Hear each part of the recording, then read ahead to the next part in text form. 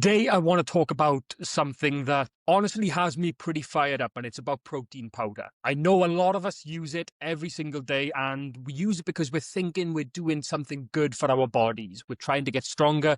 We're trying to be healthier. But what if that's not the full story? What if the supplement that we trust is actually hiding a pretty nasty secret? Welcome to the Strong Dad Show with your host, Adam Lloyd.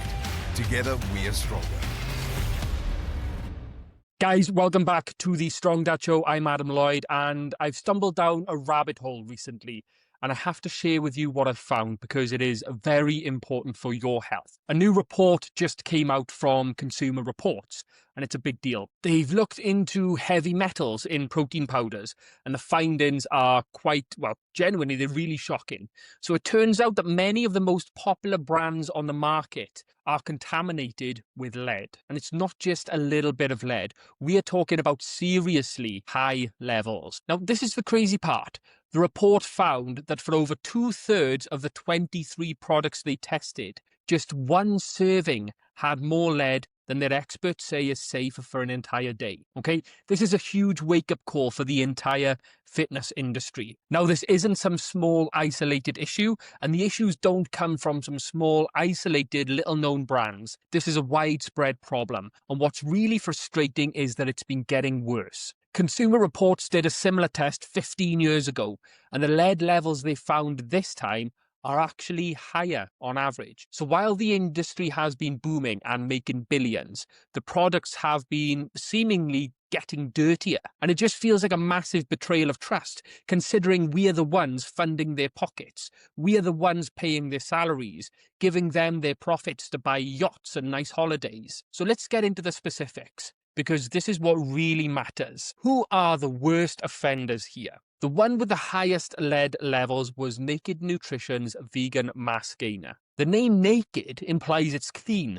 but every single serving has over 1,500% of the daily limit for lead, and that's not a typo.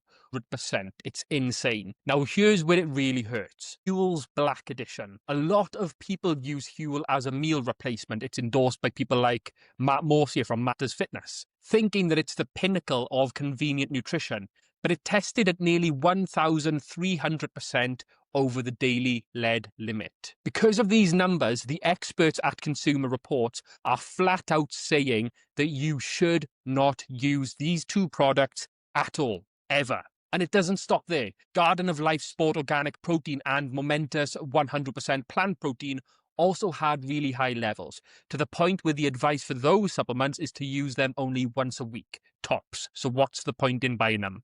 And here's the kicker, the thing that really gets me. The plant-based powders, the ones marketed as super clean, healthy alternatives, are the worst culprits by a long shot. On average, they had 9 times more lead than whey protein. Okay, this is completely backward from what we expect. Now, at this point, you're probably wondering, how is this even legal? And that's the core of the problem. The supplement industry is basically the Wild West. In the US, the FDA doesn't approve these products before they're sold. There are no federal limits for heavy metals in supplements. So a company can basically put a product on the shelf without proving it's safe first. And lead is no joke. It's a neurotoxin. It builds up in your body over time.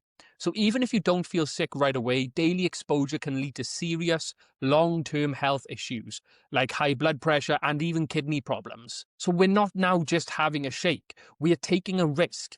And we're taking a risk that we didn't even know about. Now, I don't want to just leave you with the bad news. The whole point of talking about this is to figure out what to do next. So here are a few practical steps that we can all take. First, check your stash. Okay, seriously now, go and look at your protein powder.